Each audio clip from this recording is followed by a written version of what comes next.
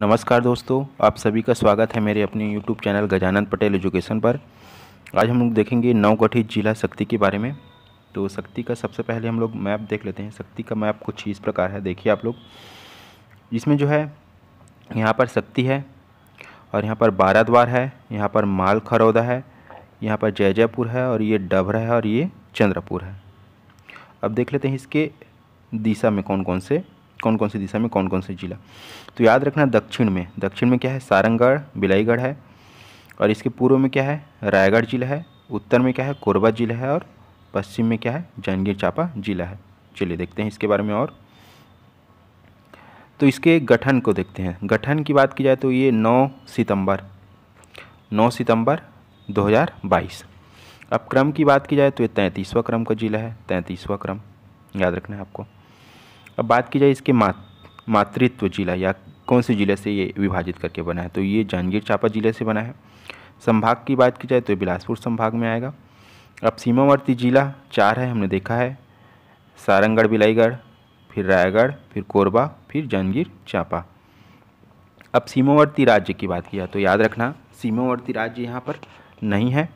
ये क्या है, एक भू अवस्थित जिला है।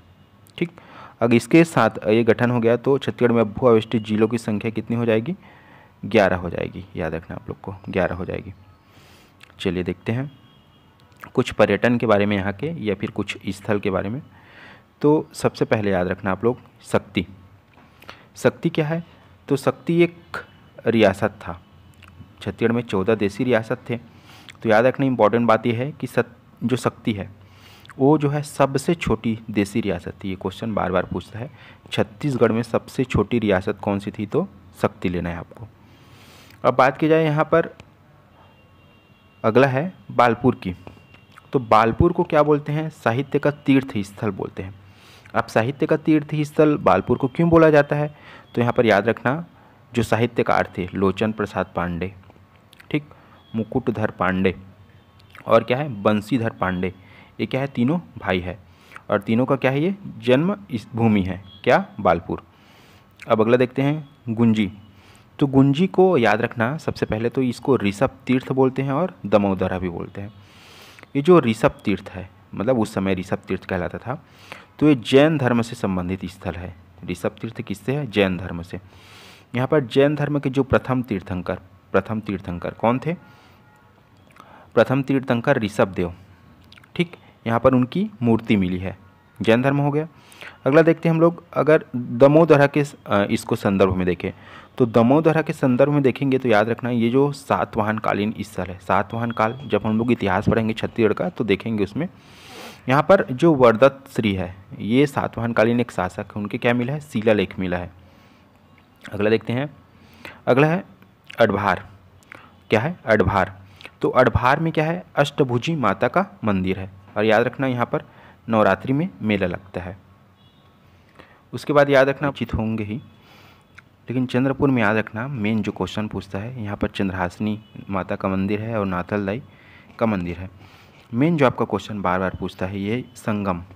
तो चंद्रपुर जो है कौन सी नदी के संगम पर है, तो महानदी, मांड और लात। याद रखना, बार बार क्वेश्चन पूछता है, महानदी, मांड और लात। और क्या याद रखना है चंद्रपुर में, तो ये जो है चंद्रपुर जो है कोसा जो शिल्प है उसके लिए क्या है, प्रसिद्ध है, याद रखना। और ये जो संगम पर क्या है, ये मंदिर स्थित है। उसके बाद देखते हैं हम लोग किरारी। तो किरारी में याद रखना, ये क्या है, सातवाहन कालीन स्थल है ये। इसके बाद याद रखना, यहाँ पर क्या मिला था, एक सातवाहन कालीन कास्ट स्तंभ मिला था। बार बार पूछता है इसको, किरारी कहाँ पर सातवाहन कालीन कास्ट सिस्टम मिला था, तो याद रखना किरारी बार बार पूछता है इसको। और जो कास्ट स्तंभ है, इसको 1921 में ढूंढा गया था। वर्तमान में ये जो है, जो कास्ट स्तंभ है, ये जो है गुरु घासीदास संग्रहालय रायपुर में, गुरु घासीदास संग्रहालय कहाँ, रायपुर में स्थापित किया गया है। तो ये हो गया शक्ति के बारे में। अगर आपको इसका PDF चाहिए, तो मेरे टेलीग्राम चैनल से जुड़िए। टेलीग्राम चैनल का नाम है गजानन पटेल एजुकेशन। और मेरे वीडियो को क्या कीजिए, लाइक कीजिए, सब्सक्राइब कीजिए और दोस्तों के साथ शेयर कीजिए। ठीक है दोस्तों, थैंक यू।